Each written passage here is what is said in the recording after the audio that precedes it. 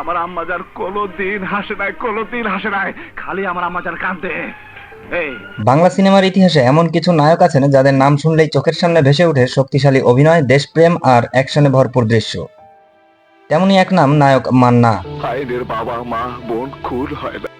যিনি শুধু সিনেমার পর্দায় নয়, বাস্তব জীবনেও ছিলেন একজন সংগ্রামী ও দানশীল মানুষ। আজকের ভিডিওতে আমরা জানবো তার জীবনের অজানা গল্প, তার উত্থান, সুপারস্টার হয়ে ওঠার কাহিনী এবং সেই অকাল বিদায়ের রহস্য।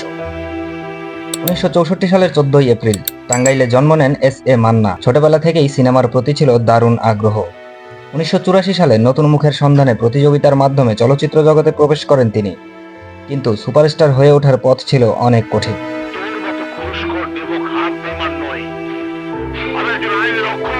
প্রথম দিকে তাকে নায়ক হিসেবে দর্শকরা সেইভাবে গ্রহণ করেননি, তবে 90-এর দশকের মাঝামাঝি থেকে মান্না হয়ে ওঠেন বাংলাদেশের অন্যতম জনপ্রিয় নায়ক। সেই সময়ে ত্রাস এবং তেজি সিনেমায় তিনি নজর কাড়েন। এমন আরও অনেক সিনেমার অভিনয় করে জনপ্রিয়তার পথে এগিয়ে যান। তার শক্তিশালী অভিনয় তাকে ঢালিউডের শীর্ষ সারির নায়কদের কাতারে নিয়ে আসে। বিশেষ করে 1999 সালে অভিনীত আম্মাজান সিনেমায় তার একটি সংলাপ, আমার মায়ের চোখে জল আনলে আমি কাউকে ছাড়ি না, ব্যাপক জনপ্রিয় হয়। দাঙ্গা, বাস্তব, একটার পর একটা সুপারহিট সিনেমা উপহার দেন তিনি। তার সিনেমায় ছিল সমাজের বাস্তব চিত্র, অন্যায়ের বিরুদ্ধে প্রতিবাদ আর দেশপ্রেমের বার্তা। তিনি শুধু নায়ক নন, অনেক সময় নেতিবাচক চরিত্রে অভিনয় করেছেন, যা তাকে আরও বহুমুখী অভিনেতা হিসেবে প্রতিষ্ঠিত করেছে। মা 10 মাস 10 দিন তার গর্ভে লালন করে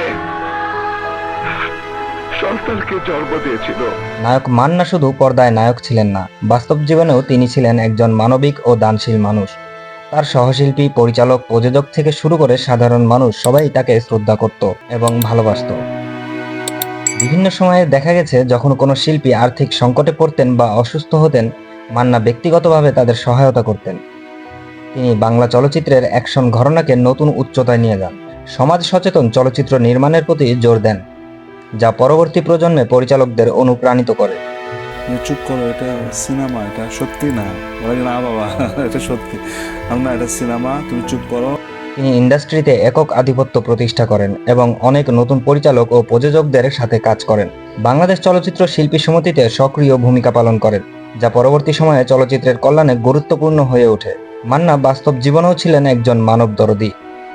ইন্ডাস্ট্রির কল্যাণে কাজ করেছেন, সহকর্মীদের পাশে দাঁড়িয়েছেন, দুস্থ মানুষদের সাহায্য করেছেন। তিনি ফিল্ম ইন্ডাস্ট্রি উন্নয়নের জন্য বাংলাদেশ চলচ্চিত্র শিল্পী সমিতির নেতা হিসেবেও গুরুত্বপূর্ণ ভূমিকা পালন করেন। আমার ছবির বাজেট হচ্ছে 50 লাখ, আর ওদের ছবির বাজেট হচ্ছে 50 কোটি। মান্না ছিলেন বাংলা চলচ্চিত্রের সবচেয়ে শক্তিশালী নায়কদের একজন। তার সিনেমাগুলো শুধু বিনোদন নয়, সমাজ পরিবর্তনের বার্তাও দিয়েছে, তাই আজও তিনি দর্শকদের হৃদয়ে বেঁচে আছেন। 2008 সালের 17 ফেব্রুয়ারি মাত্র 43 বছর বয়সে হঠাৎ মৃত্যুবরণ করেন মান্না। হৃদরোগে আক্রান্ত হয়ে মারা যাওয়ার কথা বলা হলেও তার মৃত্যুকে ঘিরে এখনও রয়েছে অনেক প্রশ্ন। অনেকেই বলেন তিনি চলচ্চিত্র ইন্ডাস্ট্রির কিছু স্বার্থান্বেষী মহলের শিকার হয়েছিলেন। মান্নার মৃত্যু আনুষ্ঠানিকভাবে স্বাভাবিক হৃদরোগজনিত মৃত্যু হিসেবে ধরা হলেও এখনও অনেক মানুষ বিশ্বাস করে এটি একটি রহস্যজনক মৃত্যু। তার আকস্মিক প্রয়াণ, সময়ের অসামঞ্জস্যতা, চলচ্চিত্র শিল্পের রাজনীতি, এইসব কারণেই এখনও মানুষ সন্দেহ করে যে তার মৃত্যু স্বাভাবিক ছিল না। নায়ক মান্নার মৃত্যুর পর থেকে তার পরিবার, বিশেষ করে তার স্ত্রী শেলি মান্না, তার মৃত্যুর কারণ নিয়ে সন্দেহ প্রকাশ করেছেন। শেলি মান্নার দাবি অনুযায়ী মান্নাকে সঠিক সময়ে সঠিক চিকিৎসা প্রদান করা হয়নি এবং ভুল চিকিৎসার কারণে তার মৃত্যু হতে পারে। এছাড়াও মান্নার মৃত্যুর সময়ের 2 ঘন্টা 40 মিনিটের একটি সময়সীমার সঠিক ব্যাখ্যা পরিবার পায়নি, যা তাদের সন্দেহকে আরও বাড়িয়েছে। মান্নার মৃত্যুর পর হাজার হাজার মানুষ তার জানাজায় অংশ নিয়েছিল, যা প্রমাণ করে তিনি কেবল সিনেমার নায়ক ছিলেন না, মানুষের হৃদয়েরও নায়ক ছিলেন। তার মৃত্যুর এত বছর পরেও তিনি মানুষের মনে বেঁচে আছেন। সিনেমা প্রেমীরা এখনও তাকে স্মরণ করেন। মৃত্যুর 17 বছর পরও মান্নার সিনেমাগুলো মানুষের মনে গেঁথে আছে। অনেক সুপারস্টার সিনেমার বাইরের জীবনে সাধারণ মানুষ থেকে দূরে থাকলেও মান্না ছিলেন ব্যতিক্রম। তিনি মানুষের সঙ্গে সহজে মিশতেন, ভক্তদের সঙ্গে গল্প করতেন, কথা বলতেন। তার স্টাইল, সংলাপ, অভিনয় আজও মানুষকে মুগ্ধ করে। নতুন প্রজন্মের নায়কদের কাছে তিনি এক অনুপ্রেরণা।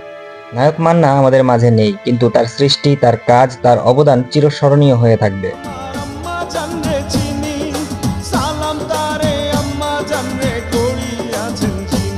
মান্নার হঠাৎ অকাল প্রয়াণে বাংলা চলচ্চিত্র এক অপূরণীয় ক্ষতির সম্মুখীন হয়। চলচ্চিত্রকে কেউ যদি সত্যি মন থেকে ভালোবাসে, পায়ের নখ থেকে চুল পর্যন্ত কেউ যদি ভালোবাসে, সেটা হচ্ছে মান্না ভাই। তবে তার অভিনীত অসংখ্য জনপ্রিয় সিনেমা আজও দর্শকদের আনন্দ দেয় এবং নতুন প্রজন্মের কাছে অনুপ্রেরণা হয়ে থাকে।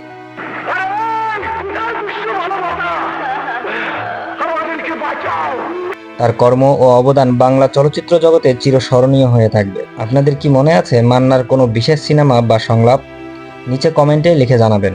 আর যদি এমন আরো অনেক কিংবদন্তির গল্প শুনতে চান তাহলে আমাদের চ্যানেলটি সাবস্ক্রাইব করতে ভুলবেন না।